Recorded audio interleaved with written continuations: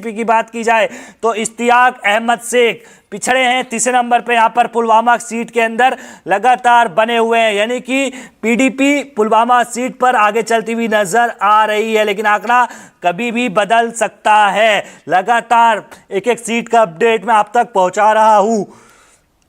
अगर आप देखेंगे नौशेरा सीट इसलिए महत्वपूर्ण हो जाती है क्योंकि यहां से बीजेपी के प्रदेश अध्यक्ष रविंदर रैना जो है वो चुनावी मैदान में उतरे हुए हैं, लेकिन पिछड़ते हुए नौशेरा से रविंदर रैना जो है वो नजर आ रहे हैं। अगर बात की जाए तो नेशनल कॉन्फ्रेंस के सुरिंदर चौधरी वो यहां पर बढ़त बनाए हुए हैं, यानी कि वोटों का जो अंतर है वो लगभग अब 2,500 से 3,000 के बीच नौशेरा में देखने को मिल रहा है। रविंदर रैना जो लगातार अपनी जीत का दावा कर रहे थे, लेकिन अभी यहां पर पिछड़ते हुए नजर आ रहे हैं।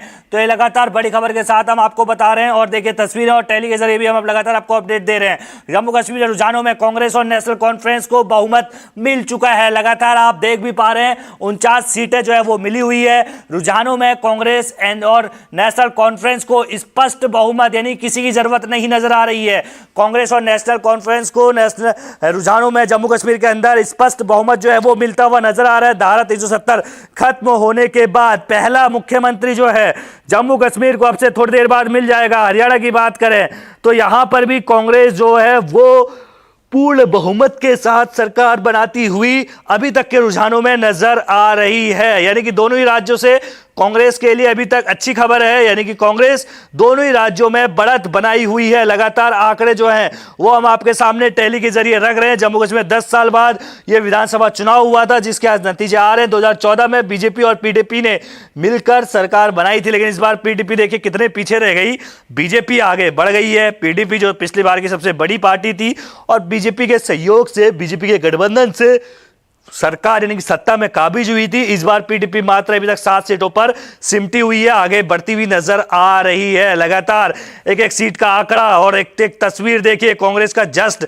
ये शुरुआत से यानी कि सुबह से ही मनाना शुरू हो चुका था। जब रुझान में कांग्रेस को बढ़त मिलती हुई नजर आई तो कांग्रेस की जो मिठाई के डब्बे थे वो खुलने लगे थे। कार्यकर्ताओं में जस्ट ढोल नगाड़े वो आपको सीधे तौर पर नजर आ रहे होंगे, और ये एमएस भी सुनाते हैं किस तरीके से। यहां पर देखिए ढोल नगाड़े की थाप पर कांग्रेस के जो कार्यकर्ता हैं वो डांस कर रहे हैं। जश्न जो है वो लगातार बढ़ता जा रहा है क्योंकि कांग्रेस जो है वो जीत की तरफ बढ़ती हुई नजर आ रही है।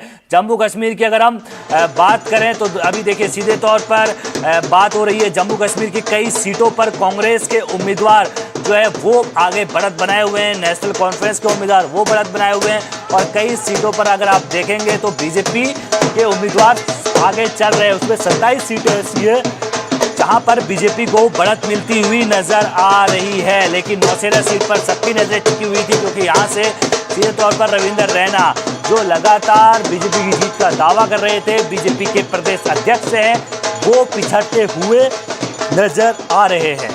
अब बात करते हैं हरियाणा की, तो हरियाणा में भी सीधे तौर पर बीजेपी जो है वो पिछड़ती हुई नजर आ रही है, और एक बार फिर से कुछ अपडेट आंकड़ों में हेरफेर हुआ है, यानी कि अपडेट हुए हैं, आगे पीछे जो है आंकड़े हुए हैं वो आपके सामने बताते हैं। जम्मू कश्मीर में कांग्रेस एक बार फिर से बढ़त की ओर यानी कि बढ़त जो है वो बनाती हुई नजर आ रही है। अगर देखा जाए तो बीजेपी जो है वो एक बार फिर से पिछड़ती हुई नजर आ रही है, और पीडीपी जो है वो एक बार फिर से एक सीट के साथ उसने फिर से बढ़त बना ली। हालांकि निर्दलीयों की संख्या में कुछ कमी जरूर हुई है। देखिए जम्मू कश्मीर का आंकड़ा फिर से अपडेट हो चुका है, 24 सीटें बीजेपी 27 से 24 पर आ गई है। वहीं कांग्रेस और नेशनल कॉन्फ्रेंस के गठबंधन को फिर से बढ़त मिली और 51 सीटों पर पहुंच गए हैं।